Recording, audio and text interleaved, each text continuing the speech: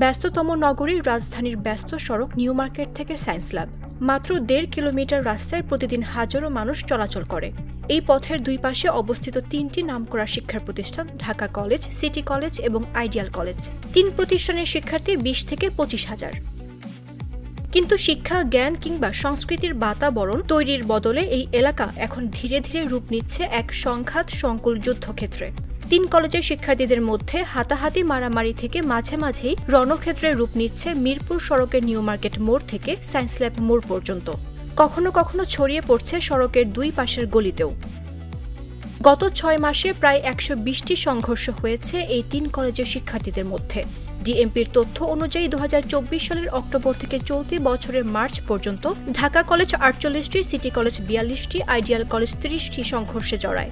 কখনো কোচিং সেন্টারে বসাকে কেন্দ্র করে, কখনো প্রেম ঘটিত ব্যাপার, আবার কখনো ফেসবুক বা ইনস্টাগ্রামের স্টোরিতে করা একটি মাত্র মন্তব্য থেকেই শুরু হয়ে যায় রণক্ষেত্রের মতো পরিস্থিতি। বেশিরভাগ ক্ষেত্রে ইগো ও হিরোইজম থেকে সংঘাতের সূত্রপাত। কলেজ কর্তৃপক্ষ বলছে, জড়িতদের টিসি দেওয়ার পাশাপাশি এই ৩ কলেজে যাতে ভর্তি না হতে পারে সে ব্যবস্থা নেওয়া হচ্ছে। আর পুলিশ বলছে, সংঘর্ষ হলেই এখন থেকে মামলা করা হবে। শিক্ষার্থী ও অভিভাবকরা বলেন, গুটি কয়েক উচ্ছৃঙ্খল ছাত্রের জন্য সুনাম ক্ষুণ্ণ হচ্ছে ৩ কলেজেরই। নিরাপত্তাহীনতায় ৩ কলেজ এলাকার বাসিন্দারাও, ক্ষতির মুখে ব্যবসায়ীরা।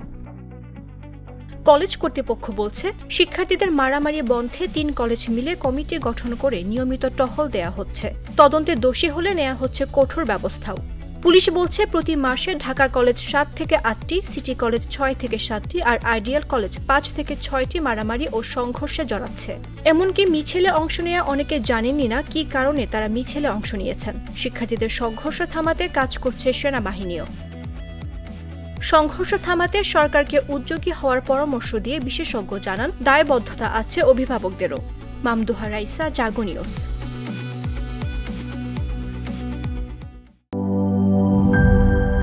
সানবিট সব দিবে সামাল।